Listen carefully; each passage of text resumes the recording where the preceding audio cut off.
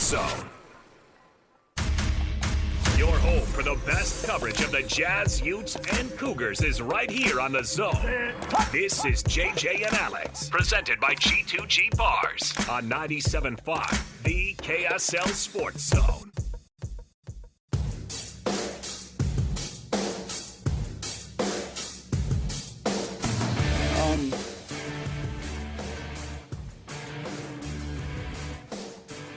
I think we'll be able to see that a little bit clearer in the games. But look, he's learning a new offense just like Bo is. But there's a calming presence to seeing him. You know, in other words, I think, that experience, I think you begin to appreciate what's most important maybe sometimes and not worry about some of the things that aren't as important. That takes place. And so less wasted energy maybe. Those would be a few things. That was head football coach of the Denver Broncos, Sean Payton.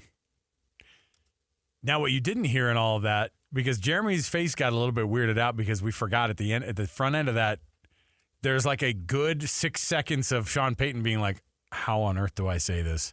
I just want to hear that chunk of time. The very beginning here, when he was asked about Zach Wilson and how he's coming along, listen to how long of a pause it is. I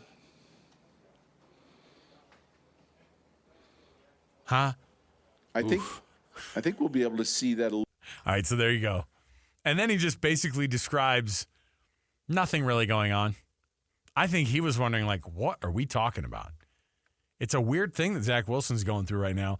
You got Zach Wilson, Jarrett Stidham, Bo Nix, of course, is your first-round draft pick, and they got a lot of question marks.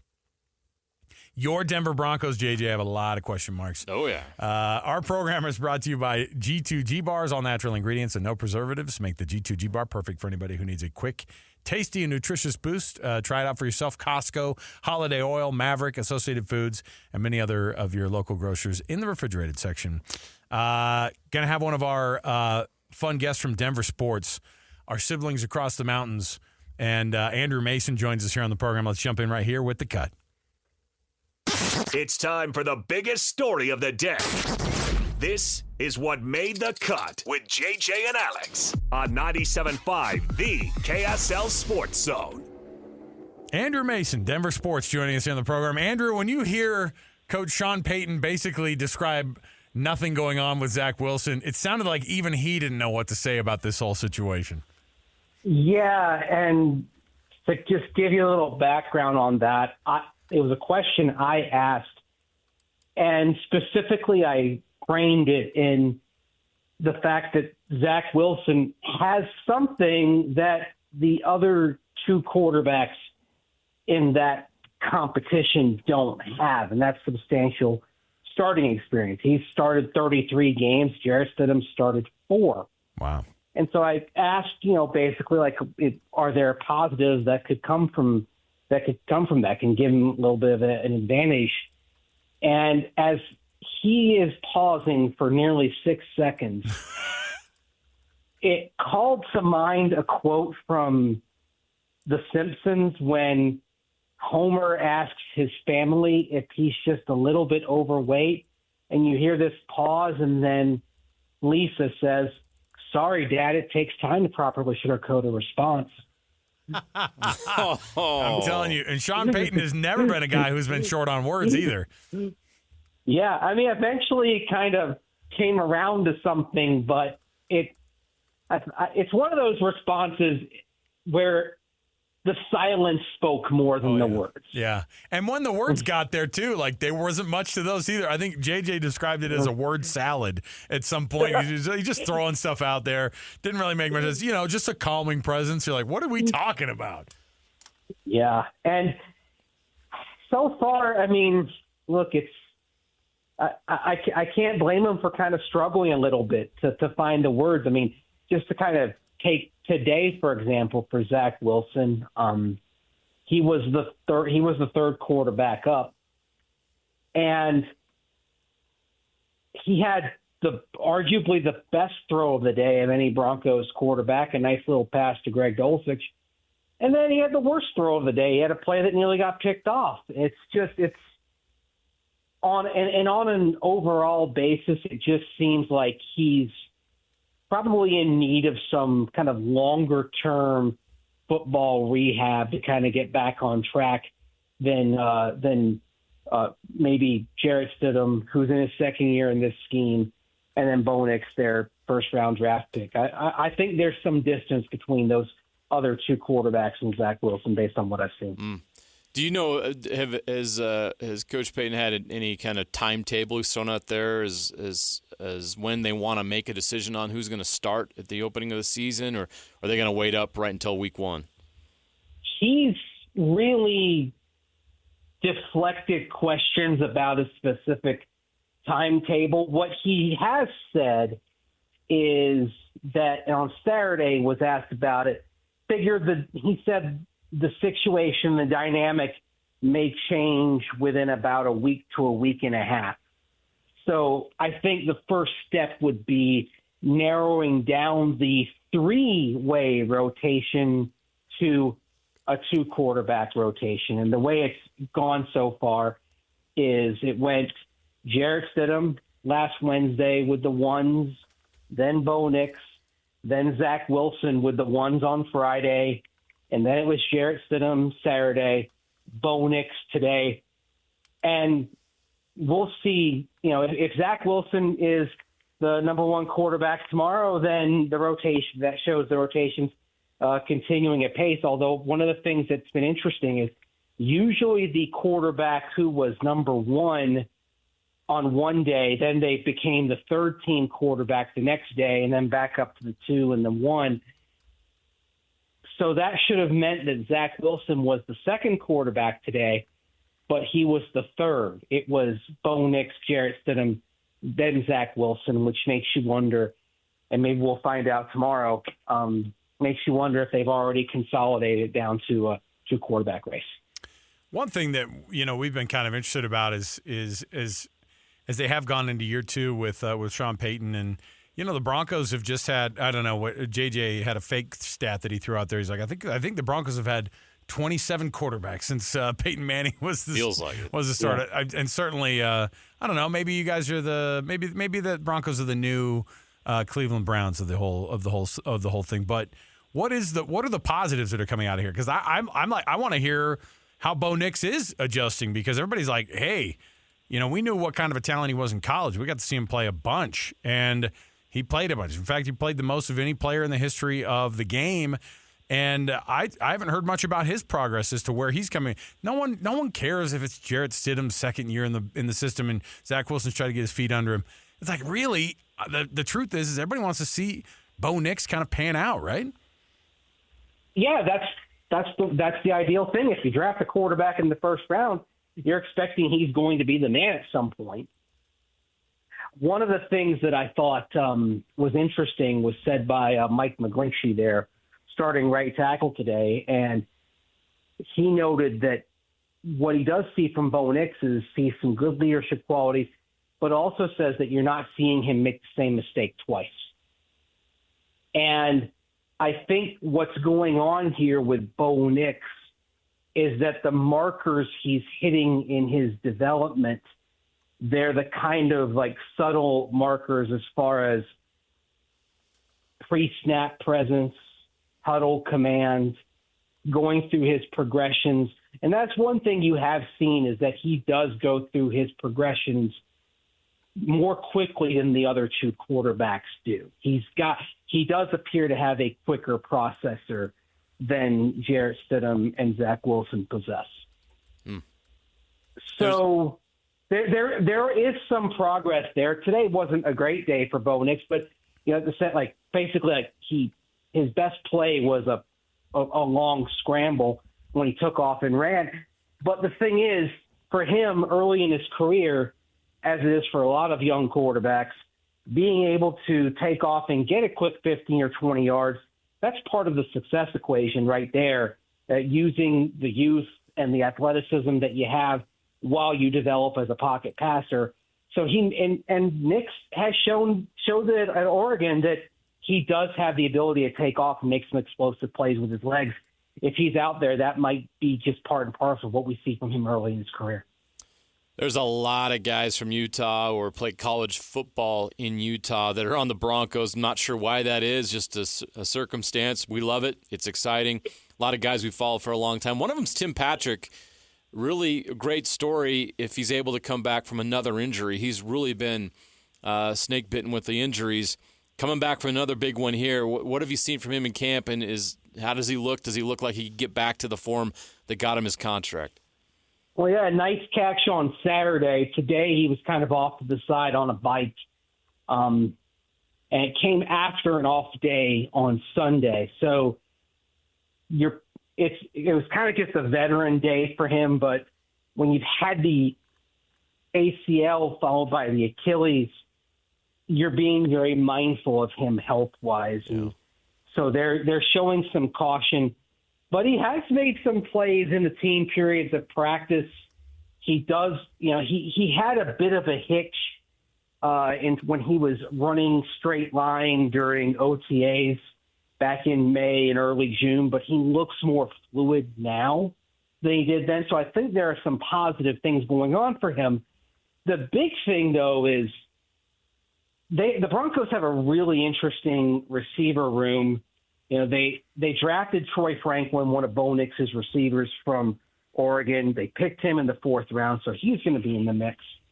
They restructured Cortland Sutton's contract to give him some more incentives after he sat out the OTA period of the offseason because of the contract issue. So he's firmly in the mix. They like Marvin Mims Jr., their 2nd-round pick from last year, an awful lot. He's going to have a role. They signed Josh Reynolds, a former Detroit Lion, in the offseason. He's had a very good camp so far. So there could be a squeeze there that Tim Patrick may find himself hard-pressed to be on the right side of when it comes to selecting the 53-player roster. There's a ways to go, but it looks like the Broncos are going to maybe have more quality receivers than spots on the roster, and that could make Tim Patrick a guy who's really on the bubble. What are your thoughts on how this AFC West is going to shape up? I mean, obviously, when you have a team like the Chiefs, I think everybody kind of goes, all right, well, until proven otherwise, that's the leader in the clubhouse, before we get things going here. But then, there seems like a lot of improvement for this Chargers team. The Raiders keep trying to figure out how to be the Raiders during the offseason, and I guess if you're a Broncos fan, you can feel pretty good about the Raiders not getting it right very often. So where do you think this AFC West shakes out after all things are said and done this year? I mean, the Chiefs are the kingpins until further notice, and they don't look any lesser than they were last year. The Chargers, they're in an interesting spot because their skill position players don't have the same depth and quality there as they have had in recent years, but their offensive line looks really good, and Jim Harbaugh's very much about building an offense kind of from the inside out. You could argue that with Joe Walton or Rashawn Slater, they may end up having the best set of offensive tackles in the league. And if you're giving Justin Herbert time and protection with which to operate, he's probably one of those quarterbacks where it doesn't matter if he's got great receivers, he'll bring out the best in them. The Chargers they may end up as a wild card team when all is said and done, but they are very much a wild card in the AFC West race. They could explode. They could be a dud. They are very hard to gauge right now. The Raiders, I find it hard to completely write them off when they have the skill position, talent, and spots that they possess. I mean, Devontae Adams is a probable Hall of Famer at wide receiver. Brock Bowers is apparently off to a very good start in training camp, their 1st-round pick. And, they signed Gardner Minshew, and they have Aiden O'Connell back. Gardner Minshew was good enough last year with the Colts to have them at the cusp of the playoffs. The question there with the Raiders, I think, is they capped Antonio Pierce. Is he somebody who can really guide them. I mean, they guide that team and push it in the right direction, especially as they try to figure things out at quarterback. So I don't think the Raiders are a great team, but I don't look at the Raiders right now with a roster with Devontae Adams, a roster with Brock Bowers, a roster with Max Crosby on the defensive side, some promising young defensive backs too. I don't think that's a team that looks like it's going to go like 4-13. They look like they'll win 7 or 8 games again. So it could be basically it's the Chiefs, but then beyond that, I think you could take the Broncos, Chargers, and Raiders and just kind of shake them up, and it could come out in any order. I'm a little more optimistic on the Broncos than most people are because I like their offensive line. I think their defense, it did improve over the course of last year. You lose Justin Simmons, that's hurt, but they vastly improved their defensive line, which was a problem last year. And I think they'll be good on special teams again. I don't see this Bronco team winning any fewer than 6 or 7 games. I don't think it'll be a great team, but I think some of the prognostications nationally that have them fighting for the number 1 overall pick, I think are a bit misguided. Garrett Bowles, former Utah Ute, is in the contract year. This is a big year for him. What do you I know you wrote about him recently. What are his chances of being in Denver long term? How important is this year for him? Very important. He actually talked about his contract a few days ago. Reiterates that he wants to be here. It's an interesting spot for Bowles because on the one hand, the Broncos do value the offensive line. Bowles is one of 4 starting offensive linemen who is among the top tier of players in terms of average contract value at their positions. He seems to mesh very well with offensive line coach Zach Strief. He had one of his better seasons last year. And even though he's an 8-year veteran, as you guys know, he was relatively late coming to the game of football. And he talked about it this past week that he feels a lot younger than the age of 32.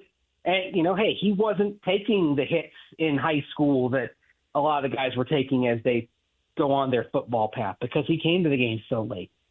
So he looks pretty good out there.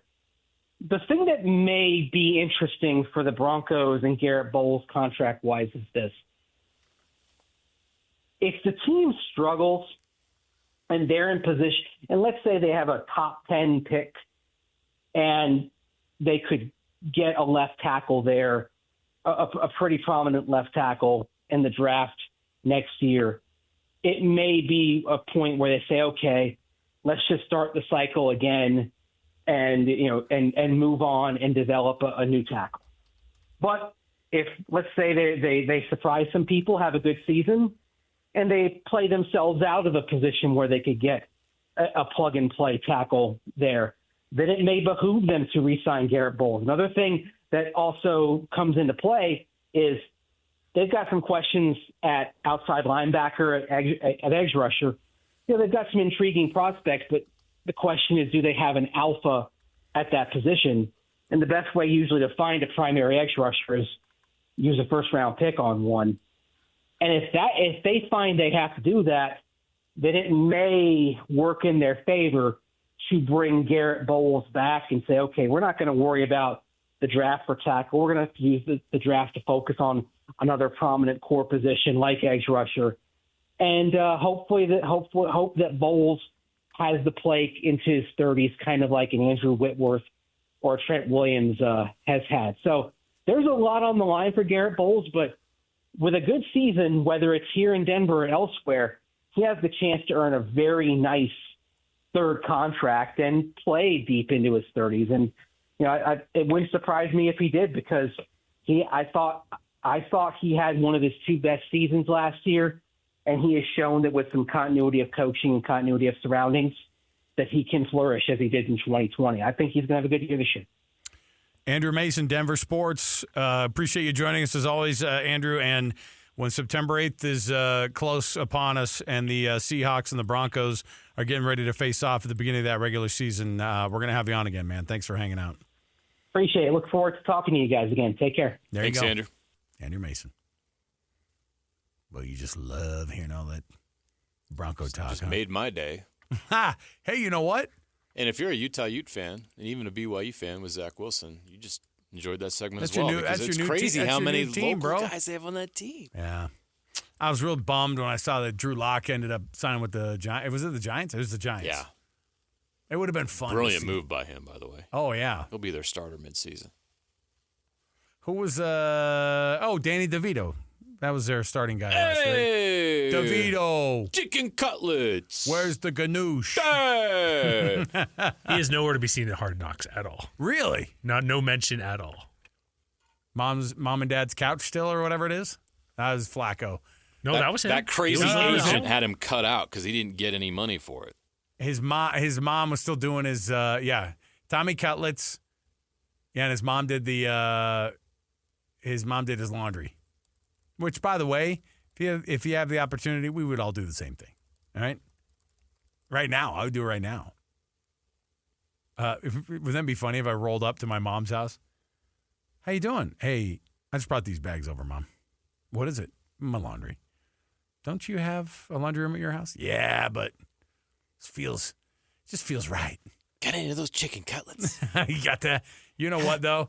I could go over to my mom's house and make a sandwich right now and do my laundry right now. She wouldn't ask it. She wouldn't even say a thing. You're in your mid-40s. Oh. Hope everything's okay, sweetie. Oh, man. You know there would be some of that. She'd want to dig, but then I'd just be like, Mom, I'm done with my segment. All right. We'll take a break. Meatloaf, now. We'll come back. We've got our we're hopefully got that Utah sound all worked out. Not the least of which was just trying to cut out some of the swears on that thing. That's why you gotta get Jeremy to go through everything. Oh yeah. It's usually the jugs machine, not today. I know. I'd much rather have the cussing than the jugs machine, to be honest. All right. Truth. We'll come back. We got more to go. 97.5 the KSL Sports Zone. When TV and radio collide. Love it. This is what you get. You're listening to JJ and Alex, presented by G2G Bars. Don't touch that dial! On 97.5, the KSL Sports Zone.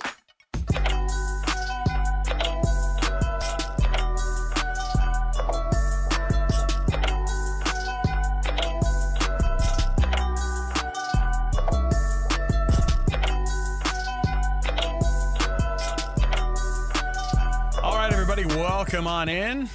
JJ and Alex, 97.5 the KSL Sports Zone. Thanks for being with us on the program today. The University of Utah already into camp. That's right. Year one of the Big 12 for the Utes. Lots of questions, and good news is they already have a lot of answers to some of those questions that make people pretty nervous about this team. But, you know, when you have the target on the back, JJ, that's always difficult, right? I mean, that's what Kyle Whittingham and his guys are facing. Difficult if you're not prepared for it. But you feel like this team, of course, typically is. And I'm not going to go. I mean, Brett McMurphy, you heard it maybe during the pro. One of the things we chatted with him about last week where he's like, yeah, hey, the Utes, I've got them winning this thing.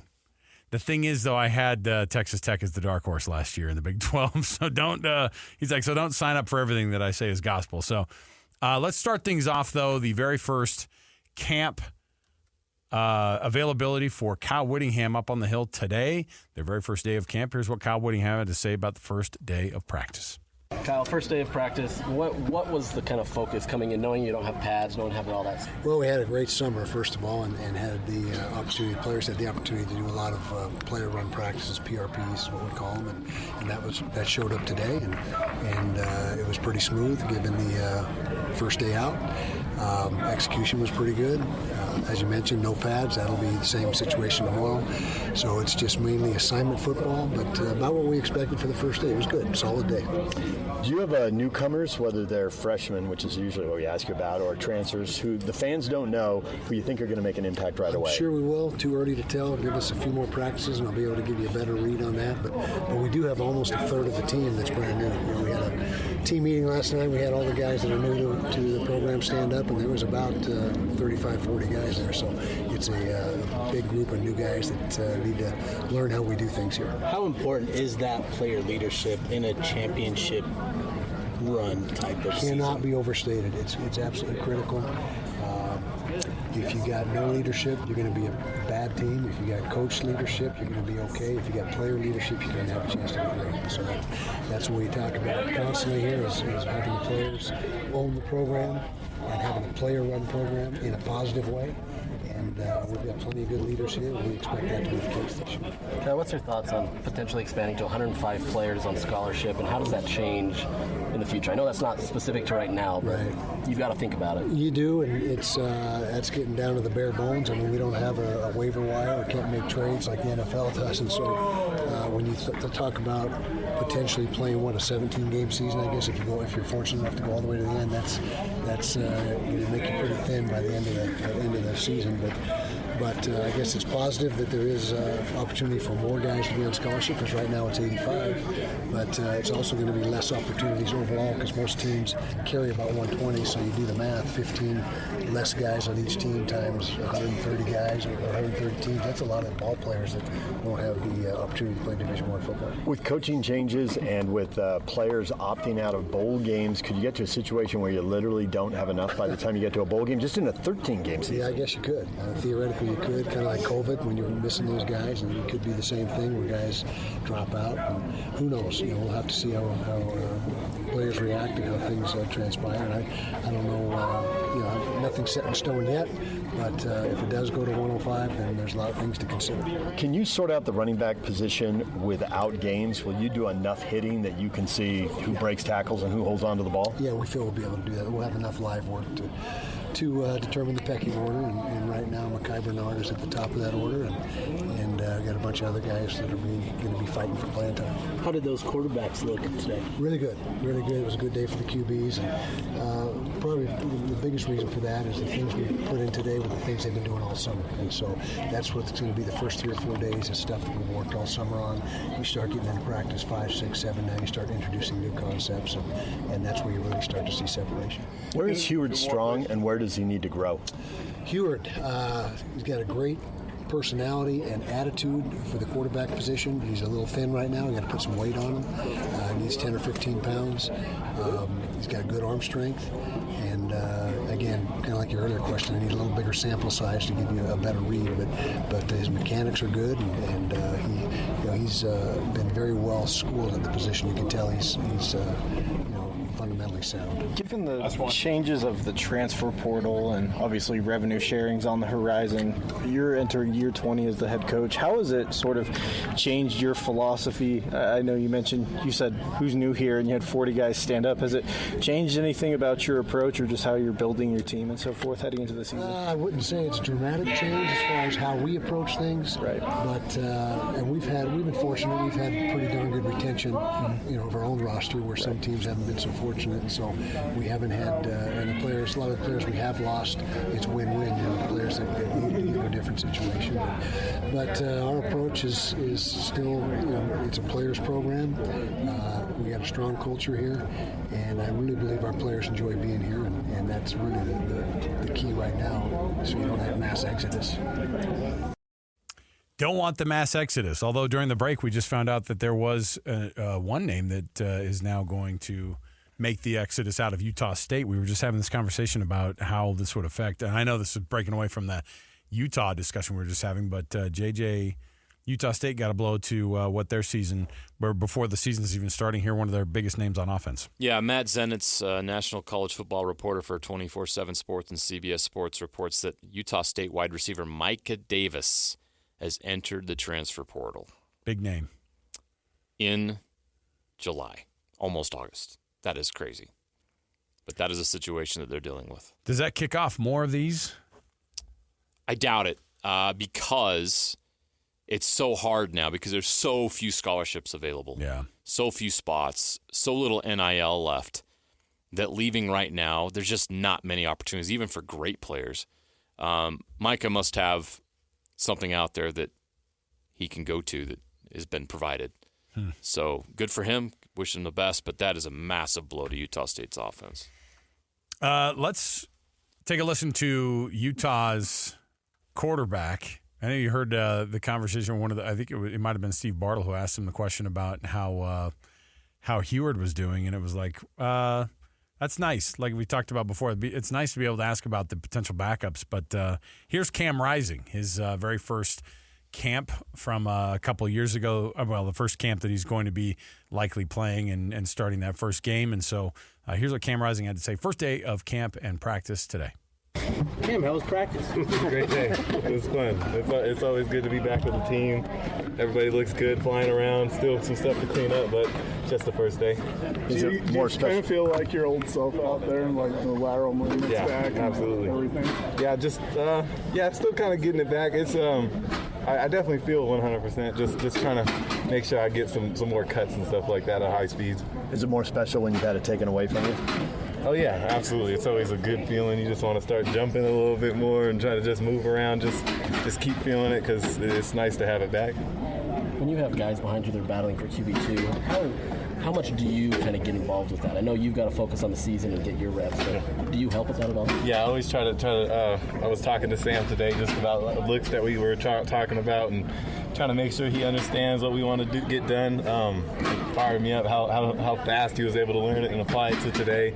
Yeah, just anywhere I can help them, any questions they have, I'm going to try to answer. And if I don't know the answer, I'll try and figure out the answer through the coaches somehow just to make sure.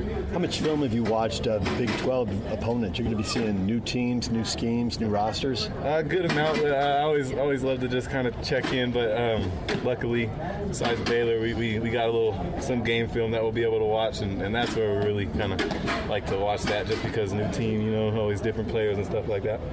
Some new receivers, tight end, Damien Alford, Caleb Lohner. First impression of those guys? They're impressive. Having size on the outside like that is always going to make a difference. Caleb, being a basketball player, looking really good, fired up for him, and Damien is just a monster on the outside, hard for DBs to handle, so it's going to be fun throwing him the ball. With Caleb's size, can you just throw it up high and let him go get it? Pretty much. You can almost close your eyes and just throw it out there to him. It's fun, yeah. Given your injury history, obviously how brutal the injury was at the Rose Bowl, was there a moment of reflection today just to kind of finally be back out here in an official game action before the season? Yeah, we got this thing called the red line, and once you pass that, usually you're jogging around, moving around, everything like that. Kind of just took a nice deep breath and kind of took it all in. It feels good to be back out there and know that I'm playing this time. Is it different talking to freshmen and sophomores right now, given how old you are and the experiences you've had, and looking at them, and some of these guys were in the 6th and 7th grade when you started doing this? Not really. I'm still a college kid. What's it like with all the faces? Does that put you guys ahead of schedule when you know guys out here, their work ethic? Yeah, absolutely. And when you integrate new pieces, when you have guys coming back like that, that's really when those new guys are able to learn, because they have guys to watch, and I think it's just a match made in heaven right now with the team we got. Just fired up to get out there with them. Cam Rising, quarterback for the Utes. Let's take a break here. We'll come back. When we do return, we've got some more sound for you to hear. Fresh off of the hill, very first day of practice for the Big 12 bound Utah Utes. It'll be this week, of course, that they officially join the conference. But practice is underway, of course. Hey, it's that time of the week here for us to jump in. If you were listening to DJ and PK, as you do every Monday, don't do it do it on Wednesday, but we don't do the play of the weekend on a Wednesday. So DJ and PK gave out their play of the weekend, and if you know what that was, if you heard them talking about it, we'll give you a little prize, courtesy of the folks at Rocky Mountain Chevy, the Rocky Mountain Chevy dealers. And let me see here. Did you feel generous, Jeremy, about a clue? We probably should. Got the Olympics going on, so there's a lot of sporting events. Non-Olympic, so that narrows it down a bit. It's not Olympic. I will say that. There is a lot. So I'll give a clue. I'll just say not Olympic, but it's a sport people in America like during this time of year. Cornhole. Bingo. All right, there you go. So if you heard what that play was that DJ and PK gave out, you can get yourself a prize courtesy of the Rocky Mountain Chevy dealers. With an impressive lineup of cars, trucks, and SUVs, it's no wonder people are turning to Chevy more and more often. We will take the break here. We'll come back.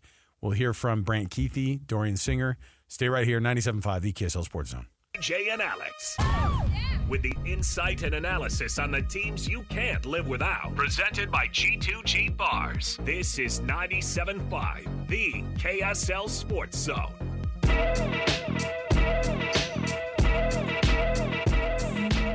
All right. I got in trouble during the break. We got a correction to make? Yeah. That's fine. No, I did not cuss, but I did not give the phone number out for you to get the for people to call to get their Rocky Mountain Chevy Dealers Play of the Weekend as given out by DJ and PK today. So come on, I know the clue that Jeremy gave us was it was in a weekend filled of Olympic sports. This is a non-Olympic sport highlight, right? And a great American sport during this time of year. All right, settle down with the clues, brother. Water polo. Hey, I was there last weekend doing stuff with my kid. Non-Olympic. All right. Okay. Whoops. All right. So let me give the phone number out. Call number 12 right now. 801-575-ZONE. That's 801-575-ZONE. Call number 12 right now if you can tell us what that Rocky Mountain Chevy Dealer Play of the Weekend was as DJ and PK gave out today on their show. You can get yourself a prize. There you go. 801-575-9663. 801-575-ZONE. Okay. There. You feel better now? Yeah. Okay. People need that Amazon gift card. No, I know. Hey, I do. I do this time of year. I need it all year round. Eligible. Actually. Well, no, I'm just saying. If you tell them on the phone, Alex would appreciate it. If you threw a little bit his way, then, we would get some things going here.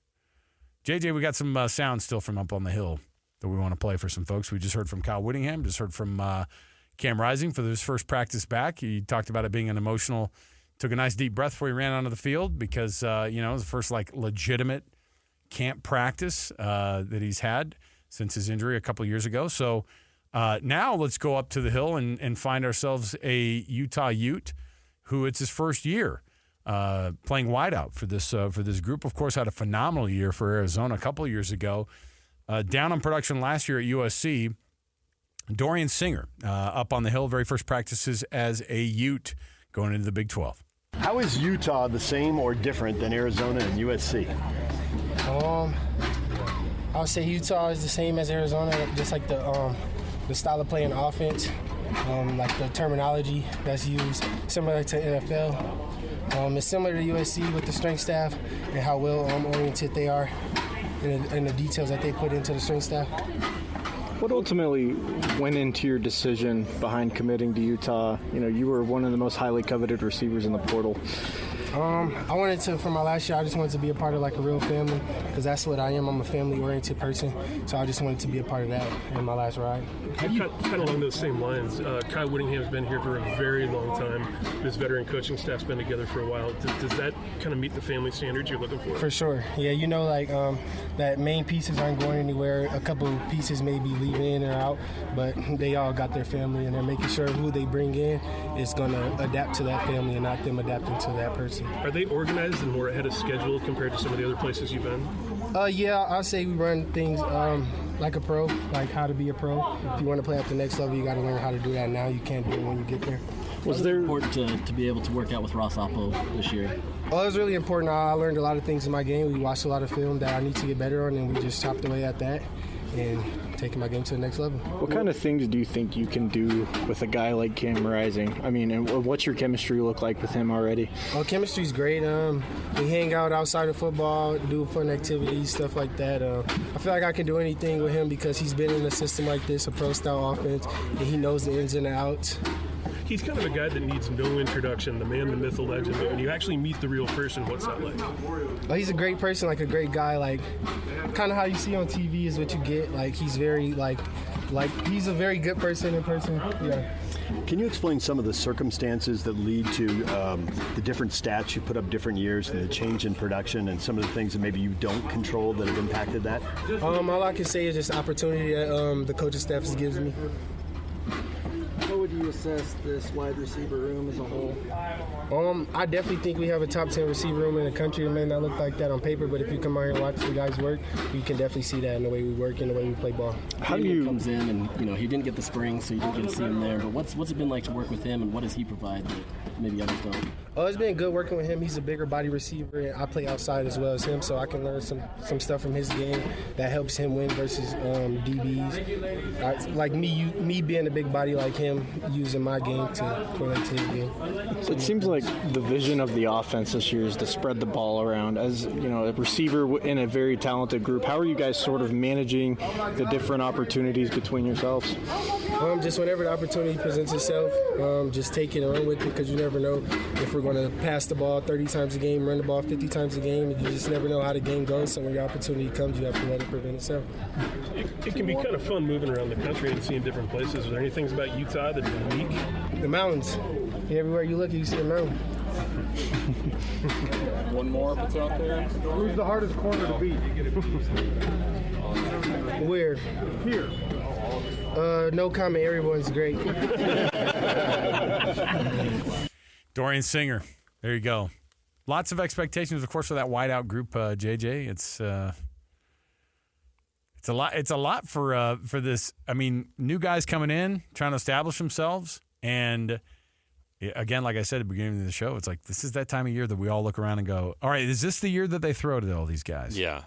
Well, when you've had a 1,000-yard season at Arizona and you played it with Caleb Williams at USC, there's expectations. So Dorian Singer's going to have to live up to those expectations. It's natural. It's okay. We'll see how he responds to that. But if he's able to step up and have a 1,000-yard season for this team, Utah's going to be really good. Okay, we have one more. Want to try to sneak in? Or should we do it? Okay, we'll go back to tomorrow. All right, run out of time today. We'll get to. Is it just because of the offensive line thing? I get it. You don't want to hear it from the big uglies. It's fine. We'll bring them all in tomorrow. We'll do it. We'll do it live. We'll give the proper credit it's deserved. Plus, we have assistant coaches we can play tomorrow too. That's okay. Perfect. All right. We've got more around the corner this next hour, so stay right here. More to go. 97.5 EKSL Sports On.